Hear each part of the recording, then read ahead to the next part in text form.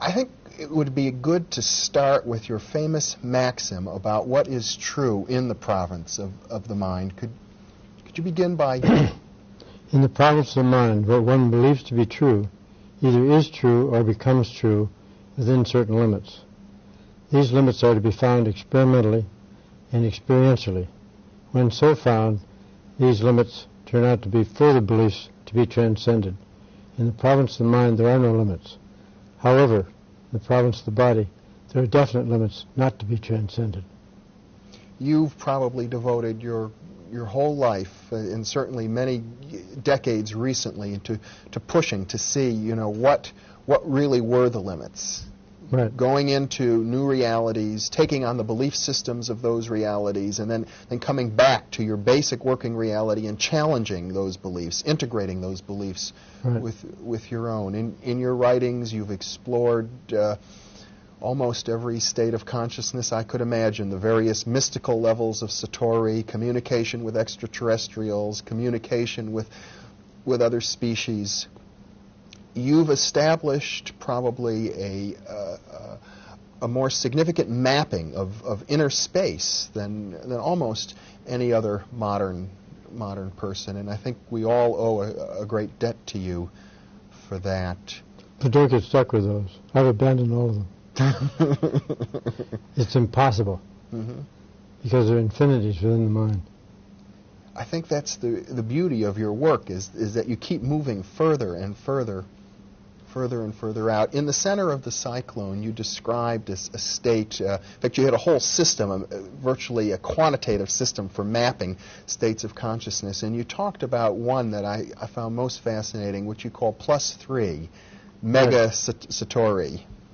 And in that state, you describe going so far out of your body, and even out of the physical universe, to the point of being at the level of essence in which the physical universe is created.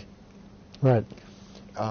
That almost seemed to me in reading that book like an ultimate state of consciousness, but I know you wrote about it some 15 years ago.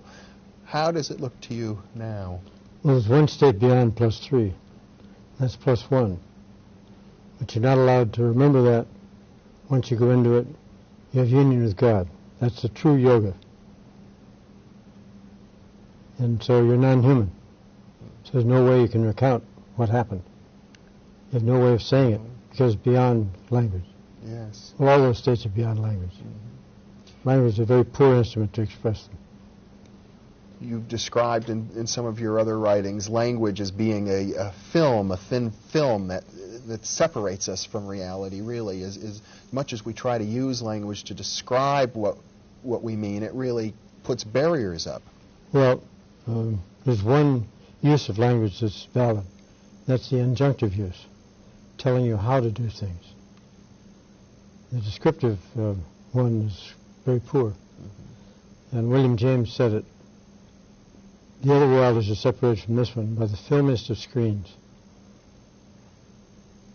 And I found that this screen is language.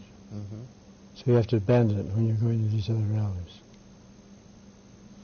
In addition to +1 and +3, you've mapped out +6. That's a state of consciousness, as I recall, in which the mind can travel to any point. Right. In physical or non-physical space. But you maintain your individuality.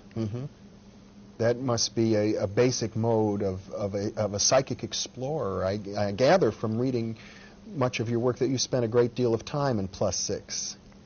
Right, and in +12. +12 is the blissful idiot. You're in your body, you're right here and now, but everything is happy. There's gold dust particles in the air, and everything is good.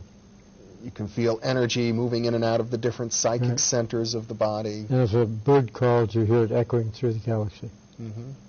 But that's not much use, unless you can get another bliss niddy in the same space. Yeah. In fact, many of the mystical teachings warn against getting stuck in some of these realities. Right. I haven't been in any of them since that time. Well, you also refer to in your mapping of states, I suppose, is +48, which is sort of a perfectly neutral state. Right. +24 is the professional state. of any discipline that you're involved in, where you're lost in the discipline. 48 is where you're communicating with everybody else. And then there are the minus states, but I don't go into those. No, but at one point you wrote about the importance of going into the minus states Right. and remaining perfectly aware, being conscious in those negative states, not trying to block out the negativity. Right. And you described that, as I recall, as burning karma. Yes. And then there's in the center of the cyclone, there's a chapter called A Guided Tour of Hell, which was minus 6. And that was awful.